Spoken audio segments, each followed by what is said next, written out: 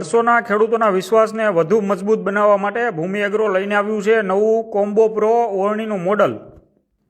Combo pro ઓળણીના મોડલમાં ફ્રેમનું સ્ટ્રક્ચર છે હેવી કરવામાં આવ્યું છે, એટલે વધુ સ્થિરતાથી કામ કરે છે. ફારવામાં રહેલા બોલ્ટ સંપૂર્ણ સ્ટીલના આપવામાં આવે છે અને ફારવા જે બનાવવામાં આવે છે એનું મટીરિયલ બોરોન મટીરિયલમાંથી બનાવવામાં આવે છે, એટલે ઘસારો આવતો નથી અને લાંબા સમય સુધી ટકાઉ રહે.